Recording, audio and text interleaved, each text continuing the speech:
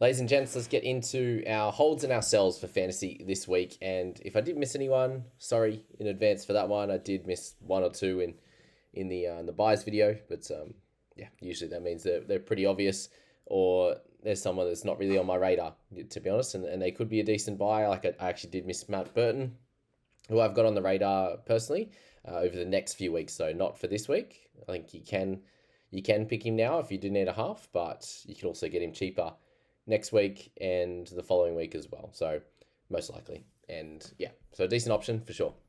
Let's get through Kalyn Ponga because he is the big topic of the week. 320s back to back to back. Very rough. And it's up against the Sharks this week. So I can understand you looking at that and going, oh, that's the big stress this week. He's priced at 49 now though, and we actually pegged him at a 55 to 60 this year. And the following rounds are the Warriors, Rabbitohs, Titans, and Parramatta. Yes, they've had some okay matchups, especially the Tigers last week, but they couldn't have played worse. And if you can expect them to get any better, just a little bit, then those type of matchups are going to be pretty favourable for Ponga, and we should expect a bounce back from him. And look, if he continues to play pretty poor, the benefit of the win there is he probably doesn't make Origin. So 656k, he's lost plenty. He's got a high break even again. If he goes okay this week and hits a 40 or 45, I think there'll be a lot of people lining up to buy him this week. So just keep that in mind. If you're over it and you're done with it, I completely understand as well. Alex Seyfarth at 539. He has had some up and down games, definitely. He's had two 30s. He's had a 42, a 56, and a 60. So he's had two great games in there, and they were very, very favourable for us that did own him. Coming into a position now where he's not playing round 12 or 15. You're probably not going to play him in that, the minor buys as well, most likely. I know round 13 isn't too difficult. We don't have a lot of players from that round 13 buys side. So I think Seyfarth is just an easy guy that you can move on. Like if you could upgrade Seyfarth to Fafita this week, it's a pretty easy one. If you can go Seyfarth to a person that plays in round 12, then that works as well. The other side of it is you can easily hold him. He's not going to make or break your season by holding, but you could sell and get into someone that is performing better. Fisher Harris, 600k. Unfortunately, we just found out it's about 4 to 6 weeks for him, which is not too bad in the end. So he's an easy sell. A sad one, but an easy sell. Isaiah Yongi. Oh, we talk about him in this video every single week, and it's just not working out for him at all. He's missing too many tackles as well, and the run meters was his second lowest of the year. The good news is he is back with Mitch Moses, and I think that's going to be a big benefit to Kitiani Katonga as well. But his Tigers this week into the bye, so you can use him as a loop next week, and that's probably where I'm going to sit with this one. He does play the first major bye, so does guys like Tamalei, who we'll speak about as well. You could hope that the Eels play a bit better, and we know that the fullback is going to benefit plenty when their team plays a lot better and doesn't get 50 put on him. So you could hold for the turnaround. He's got a low break even still in the low 20s, so he won't lose much cash.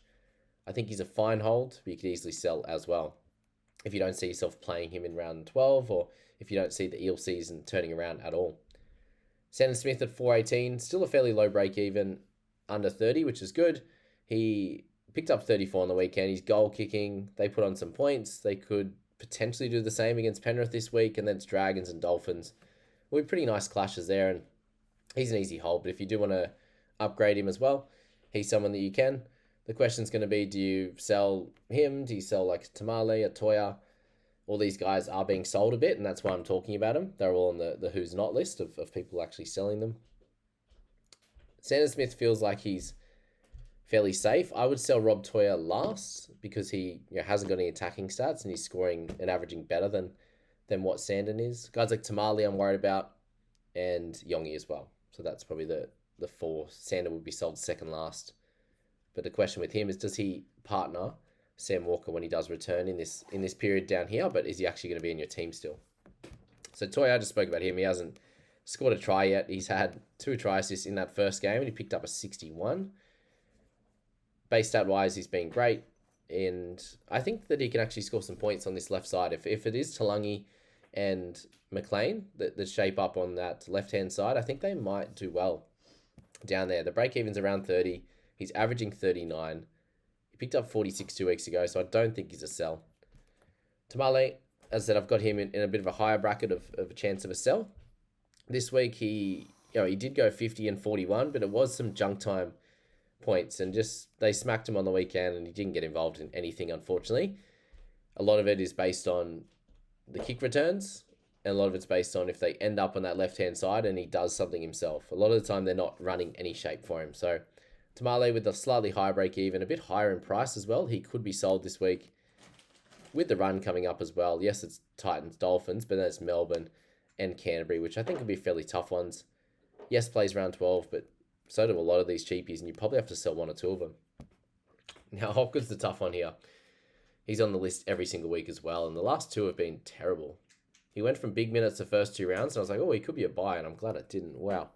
Picked up that 66, crushed it, and then it's been pretty poor ever since. The last two games, 54 and 47 minutes. So it's one of those ones where you price at 51, you can jump off in time. If he scores pretty poor this week, you probably sell him next week anyway.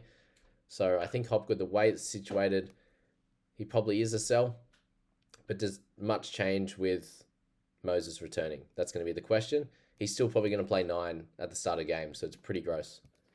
Watson, I'm seeing him sold by over a percent of teams. I think he's an easy hold for the next bunch of weeks. Like, yes, he played lesser minutes the week before. He's coming off the head knock game as well, but played 80 minutes in a game that was pretty poor, for base stats, and for him in general, 29 tackles. Like, he picked up 30 tackles within a half a footy before he got injured that game. So expect those tackle numbers to increase again. He could play lower minutes, and if that's the case over the next few weeks, then we sell him in round 10, considering he's very likely to be the 14 in Origin, and we'll be selling anyway. So I think you hold for now. If you're selling him now, who are you selling to, like Fafita? For me, Watson to Fafita, when we've seen Watson hit a 90, just like Fafita has, feels like a mistake. But when I say mistake, it's probably just a waste of a trade. Like, it's not going to kill your season, but yeah, it'll be fine. Either way. Munster, 578. He just hasn't been great, has he? The last 2 weeks, you put him together, it's a 47.5 average, which is ahead of what he's priced at and what he's been doing. But the worry here is he's scoring a decent amount across the board. He's making plenty of tackles. The tackle breaks and offloads aren't there.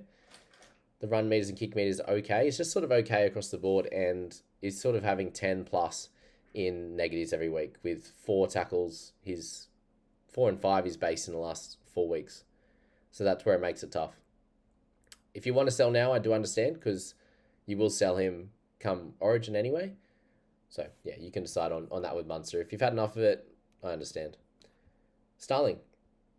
Well, with the improvement in his minutes last week, I think he's an easy hold. With Hooker being pretty tough, I just think that, he hasn't hit under 40 once this year.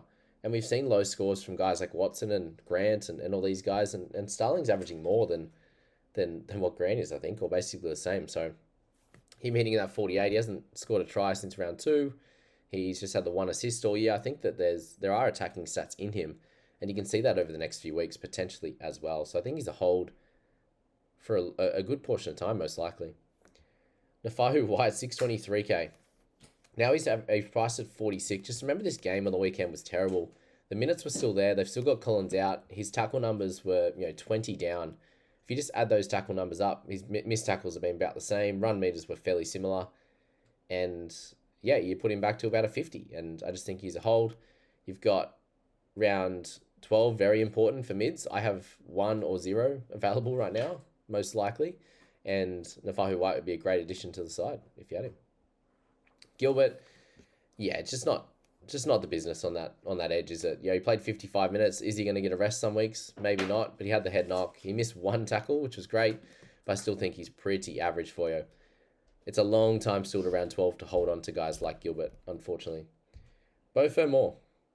Now, he's had a rough couple of weeks, 20 and a 30 for him, and playing a centre. That's been the worry with him.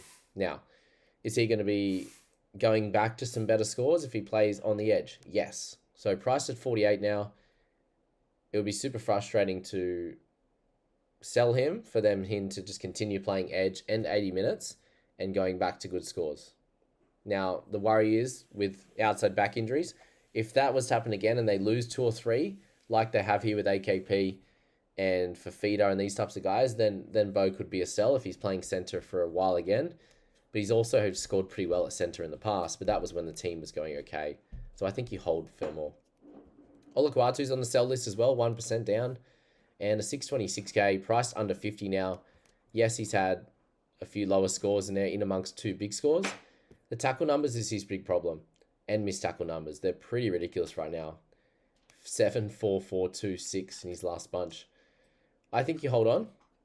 I think you see how the next 2 weeks go, and then you make your decision. Because if he doesn't make Origin as well, he plays all 3 major buys, and it's a fun one. So, yeah, it's a tough one, but I think you do hold on. But this is what we get from Olakwatu. He probably drops an 80 next week. Metcalf, 503k.